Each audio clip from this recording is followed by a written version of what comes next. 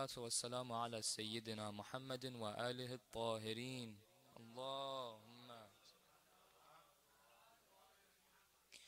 أعوذ بالله من الشيطان الرجيم. بسم الله الرحمن الرحيم. وقال ربكم ادعوني أستجب لكم إن الذين يستكبرون عن عبادتي سيدخلون جهنم داخرين. صدق الله العلي العظيم. Illuminate your hearts and your minds with a loud salawat ala Muhammadin wa ala Muhammad. Allah. There are many different tools that Allah subhanahu wa ta'ala has given us so we can achieve greatness, so we can get closer to Him. Get this distance that we have from ourselves to Him to lessen, to get rid of this distance. There are many different tools, prayer, adhkar, and one of the most important and one of the most beneficial ones is dua. Now, dua has such importance that those who do not do it out of ignorance are those who are considered to be in the hellfire.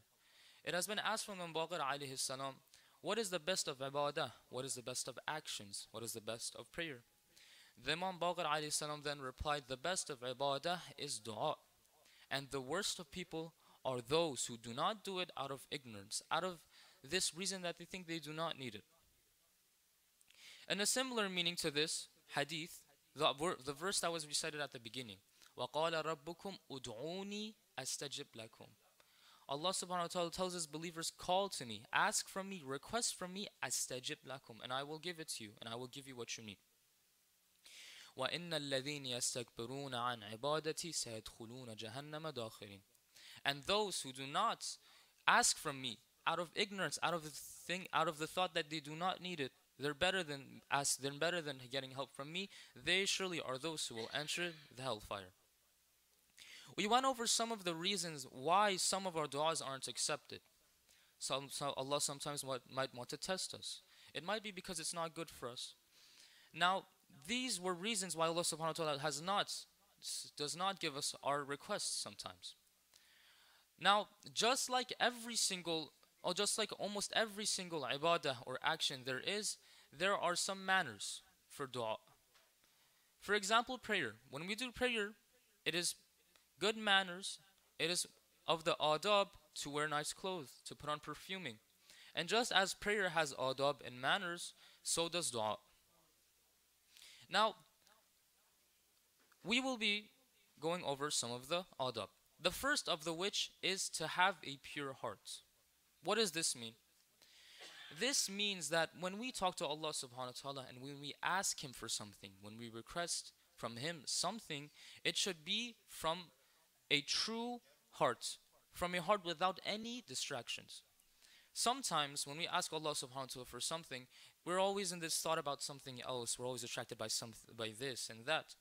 This distraction, this incomplete attention to Allah subhanahu wa ta'ala is one of the reasons that can also be the cause of our prayers not being accepted. And a hadith from Imam Ali alayhi salam, he says that Allah does not respond to the dua of those that their hearts are distracted. So one of the first of the adab, the manners that should be maintained when someone wants to ask from the Creator, request something from the Creator, is having a pure heart and true intention without any distractions. And on top of this being a manner, this can also be a reason for why sometimes our prayers aren't accepted. This is the first one, with a pure heart, with a heart without any distractions. The second is saying our prayers or saying what we want from Allah subhanahu wa ta'ala verbally. Allah subhanahu wa ta'ala knows what we want in our hearts. He knows what's going on through our minds. So what's the reason for me to do this? Why do I have to say what I want with my voice, with my speech? And a hadith from Imam Sadiq alayhi salam, he says that Allah knows, He knows what's inside your hearts, He knows what resides in your minds. But Allah subhanahu wa ta'ala prefers it when you say it to Him, when you talk to Him and you tell Him what you want. When He prefers it when you verbally say to Him and show through your speech what you want and what you need. Allah subhanahu wa ta'ala knows everything that's in this world. He has a knowledge of everything that there is to this world. For Him to know everything in this world, He definitely has knowledge of what resides in our hearts and minds. But whenever we ask Allah subhanahu wa ta'ala for something, He prefers it being asked through our speech. He knows what we want, but He prefers it through our speech. This is another manner. This is to request from Allah subhanahu wa ta'ala through our speech. The third manner is to keep the dua and what we have asked from Allah subhanahu wa ta'ala to ourselves. Sometimes when we ask from Allah for something, for example, I ask from Allah subhanahu wa ta'ala for a new house. And later on, I'm passing by, I'm talking with my friends, I'm talking with my family, and I told them, yeah, I asked for Allah subhanahu wa ta'ala for a house. One of the manners is not to tell anyone, but to keep what you have with Allah subhanahu wa ta'ala.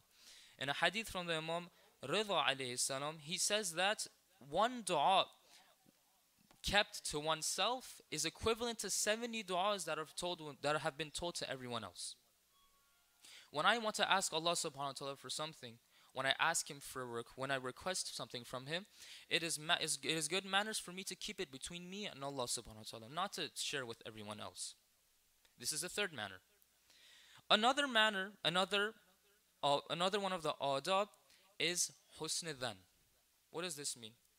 This means that I expect the best from Allah subhanahu wa ta'ala.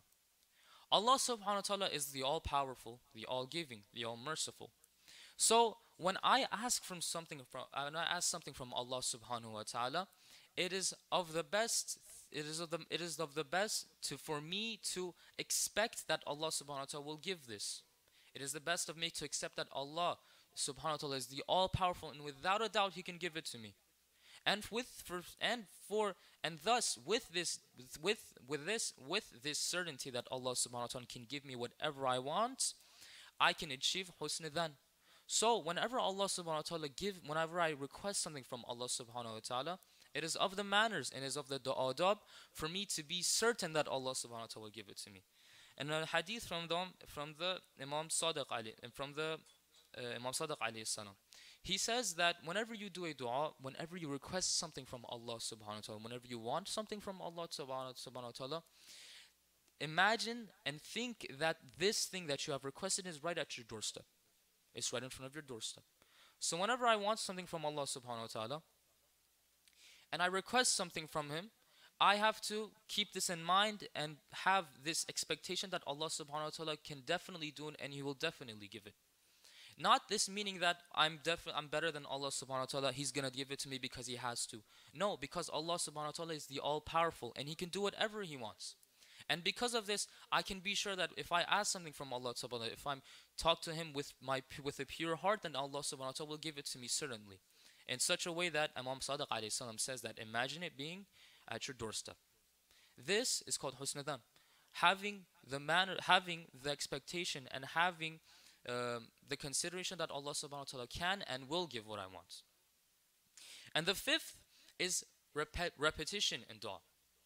Whenever we ask Allah subhanahu wa ta'ala for something, sometimes it doesn't work out.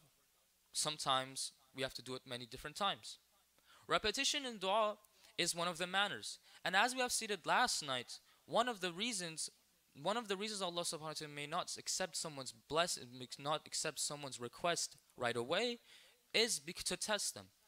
And not only can this be a test, but it's also a part of manners and part of good adab for one to continuously ask Allah subhanahu wa ta'ala for what they want.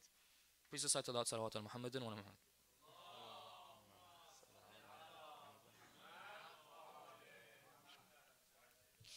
Allah subhanahu wa ta'ala loves it when His creation continuously asks Him for something.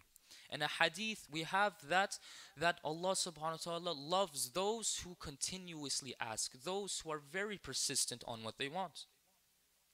So for me to be able to respect one of the manners and things that I should maintain when I'm asking Allah subhanahu wa ta'ala for something, when I'm requesting something from Allah subhanahu wa ta'ala, is to continuously ask Him. So let's revise. What are the 5 things that we have said so far? Pure heart, pure intention, a pure heart without any distractions. The second is to request from Allah subhanahu wa ta'ala and ask from Him through our speech, verbally. Allah subhanahu wa ta'ala knows what we want, but He prefers it when we tell it to Him. The third is to keep what we want to ourselves. Whenever I ask Allah subhanahu wa ta'ala for anything, doesn't mean I should tell everyone. For one dua that is kept between me and Allah subhanahu wa ta'ala is equivalent to 70. The third, the fourth is to have husn dhan, is to be certain and have this understanding that Allah subhanahu wa ta'ala is the all-powerful. Whatever He wants and whatever He wills can come into being. Kun fayakun. Whatever Allah wants, it will be. So, if I have the certainty that Allah subhanahu wa ta'ala will and can give anything that He wants, then this will help me in getting what I want easier. And the fifth is repetitiveness, asking Allah subhanahu wa ta'ala continuously. These are the 5 adab for dua. Inshallah, but there is one dua that no matter what, it is always accepted. One dua that there might not be manners, there might not be a lot of things, but one dua from one specific person that is always accepted. And that is the prayers of the parents from your walidain.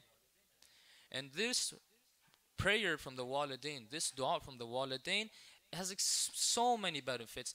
Just the same, and it has as much benefits as it has very bad disadvantages to someone if the parents are ungrateful to someone, which we will be going over in the future nights, inshallah. I thank you for giving me your time. Wa sallallahu ala Sayyidina Muhammadin wa alihi tahirin.